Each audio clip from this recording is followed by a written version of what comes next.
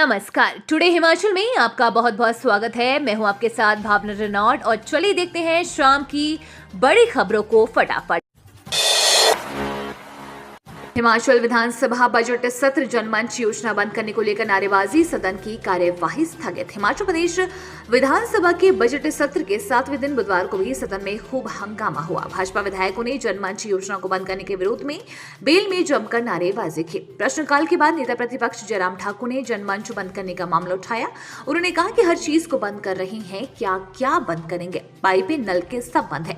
जनमंच का एक आयोजन करें तब मालूम होगा कि इसका मतलब क्या है। मंत्री अधिकारी मौके पर समस्या का समाधान करते थे। कैबिनेट मंत्री जगत सिंह नेगी ने कहा कि जनमंच लंच मंच था। सदन में इस पर हंगामा हुआ। जगत सिंह नेगी ने कहा कि मैं जनमंच का भुक्तभोगी हूं। मैंने जनमंच में एक मामला उठाया। जल शक्ति विभाग में 5 लाख से कम के टेंडर अब ऑफलाइन होंगे। जल शक्ति विभाग में अब 5 लाख रुपए से कम के टेंडर ऑफलाइन होंगे। हिमाचल प्रदेश सरकार ने जल शक्ति विभाग को इसके बारे में आदेश जारी कर दिए हैं। कांग्रेस सरकार के सत्ता में आते ही ऑफलाइन टेंडर पर रोक लगा दी थी। अब सरकार ने इनकी बहाली कर दी है। सरकार का मानना है कि इस फैसले से विकास कार्यों को गति मिलेगी। पानी की नई पाइपलाइन बिछाने, टैंक निर्माण आदि कार्य जल्द हो सकेंगे। 5 लाख से ज्यादा के टेंडर पहले की तरह ऑनलाइन ही होंगे। प्रदेश सरकार ने निर्माण कार्य के दौरान कनिष्ठ और अधिशासी अभियंता को मौके पर मौजूद रहने को कहा है। नई शिक्षा नीति। हिमाचल में यूजी डिग्री कोर्स का सिलेबस 31 मार्च तक होगा तैयार।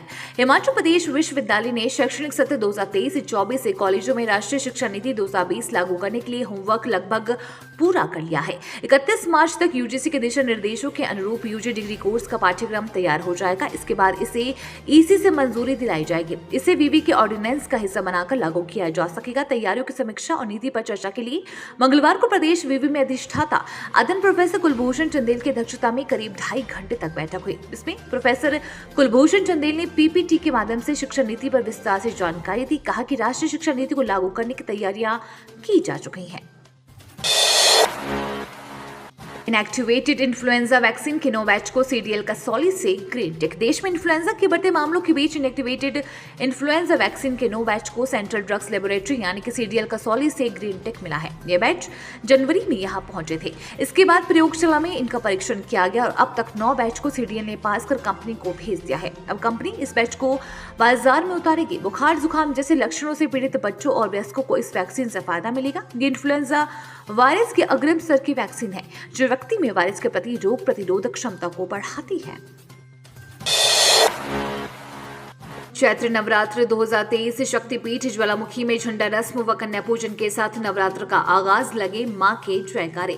शक्तिपीठ ज्वालामुखी में बुधवार को चैत्र नवरात्र के साथ ही हिंदू नववर्ष का भी आगाज हुआ। पहले दिन सुबह 5 बजे मंदिर के कपाट भक्तों के लिए खोले गए। शक्तिपीठ में सुबह श्रद्धालुओं की भीड़ देखने को मिली। हिंदू नववर्ष के चलते स्थानीय लोग भी दर्शन करने पहुंचे। नवरात्र के पहले दिन पूरे मंदिर को रंग बिरंगी लाइटों से सजाया गया। ज्वालामुखी मंदिर परिसर में पुजारी एवं ट्रस्टी दिव्यांशु भूषण दत्त व अविनेंद्र शर्मा द्वारा विधिवत पूजा अर्चना करवाई। विधायक संजय रत्न, एसडीएम ज्वालामुखी डॉक्टर संजीव शर्मा व डीएसपी विकास धीमान इस दौरान मौजूद रहे। मंडियों में कौड़ियों के भाव बिक रहा है आलू, किसान निराश। आलू की 4 माह वाली फसल पकने में महज 20 दिन का समय शेष है। इस बीच मंडियों में आलू के दाम काफी कम हो गए हैं। बड़ी मंडियों में आलू के थोक भाव 350 रुपए प्रति क्विंटल है। अगर यही दाम कायम रहे तो किसानों के लिए फसल पर किया खर्चा पूरा करना भी मुश्किल हो जाएगा।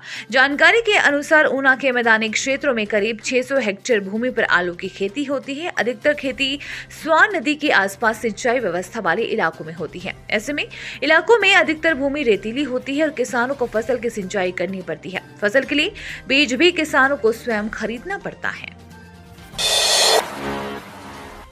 हिमाचल के 6 जिलों में होगी मुलेठी की खेती। पायलट स्तर पर शुरू होगी योजना। हिमाचल प्रदेश में अब मुलेठी की खेती शुरू होगी। इसके लिए पायलट स्तर पर योजना शुरू की जाएगी। इसके तहत हिमाचल प्रदेश के 6 जिलों को शामिल किया गया है। इसमें हमीरपुर, बिलासपुर, कांगड़ा, सोलन, ऊना और सिरमौर जिला शामिल है। जिला हमीरपुर के नादौन का क्षेत्र और जिला ऊना के साथ लगते क्षेत्र को चयनित किया गया है। हिमाचल प्रदेश में पहली बार मुलेठी की खेती की जाएगी। इसमें हरियाणा HM1 वैरायटी का प्लांटिंग मटीरियल तैयार किया गया है। है। इस योजना के तहत जिला ऊना का क्षेत्र बहुत उपयुक्त पाया गया है। इस वर्ष ट्रायल आधार पर चयनित क्षेत्रों में मुलेठी के पौधे लगाए जाएंगे। वर्ष 2026 में ये फसल तैयार हो जाएगी। 3 साल में मुलेठी की फसल तैयार हो जाती है।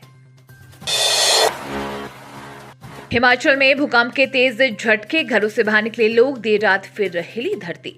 हिमाचल प्रदेश में मंगलवार देर रात करीब 10:17 पर भूकंप के तेज झटके महसूस किए गए हैं। भूकंप के झटके प्रदेश के अधिकतर जिलों में महसूस किए गए हैं। राजधानी शिमला सहित प्रदेश के कई क्षेत्रों में इस दौरान लोग अपने घरों से बाहर निकल आए। 2 से 3 बार भूकंप के झटके महसूस किए गए। हालांकि भूकंप से किसी तरह का नुकसान की सूचना नहीं है। किन्नौर में देर रात को एक बार फिर से भूकंप के झटके लगे। बताया जाता है कि बीती रात 12:51 पर फिर 2.8 तीव्रता के झटके किन्नौर में महसूस किए गए। 15 मई को तैयार होगा कीरतपुर नेचोक 4 लेन, पीएम मोदी कर सकते हैं उद्घाटन। हिमाचल प्रदेश के लिए पर्यटन की दृष्टि से अति महत्वपूर्ण परियोजना कीरतपुर नेचोक 4 लेन का निर्माण कार्य 15 मई को पूरा हो जाएगा। राष्ट्रीय राजमार्ग प्राधिकरण मंडी के परियोजना निदेशक ने केंद्रीय परिवहन मंत्री नितिन गडकरी को पत्र लिखकर इस बारे में सूचित किया है। परियोजना का उद्घाटन प्रधानमंत्री नरेंद्र मोदी कर सकते हैं। केंद्रीय परिवहन मंत्री गडकरी भी उनके साथ मौजूद रह सकते हैं। हालांकि अभी उद्घाटन शेड्यूल तय होने में वक्त लगेगा। केंद्रीय मंत्रालय की आधिकारिक पुष्टि के बाद ही तय होगा कि उद्घाटन के लिए कौन आएगा। परियोजना में टनलों और पुलों का 6.5% निर्माण कार्य बाकी है।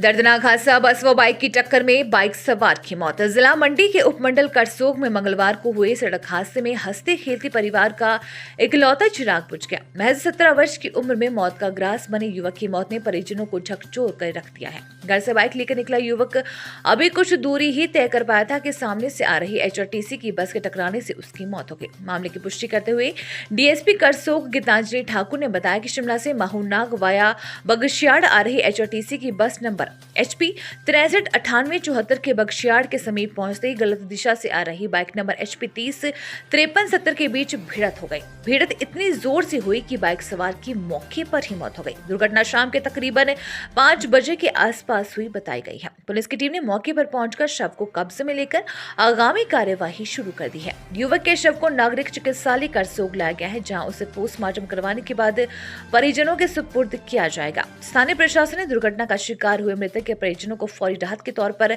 25,000 रुपए प्रदान कर दिए हैं। रूहानी व शमशानी इल्म के माहिर, हर समस्या का समाधान 3 घंटे में लिख कर लें। बाबा सरताज खान। फोन घुमाएं, घर बैठे समाधान पाएं। A to Z all problem solve. जैसे नौकरी कारोबार में परेशानी, लव मैरिज प्रॉब्लम, सौतन दुश्मन से छुटकारा, गृह क्लेश, जादू टोना, किया कराया, विदेश यात्रा में रुकावट, कोर्ट कचहरी, लॉटरी नंबर, पति पत्नी में अनबन, प्यार में धोखा खाए प्रेमी प्रेमिका संपर्क करें। 100% पक्का समाधान पाएं। स्पेशलिस्ट मुठकरनी व वशीकरण। देश विदेश में बैठी मेरी माताएं बहनें अभी फोन करें। बाबा सरताज खान। Mobile number 8800124286।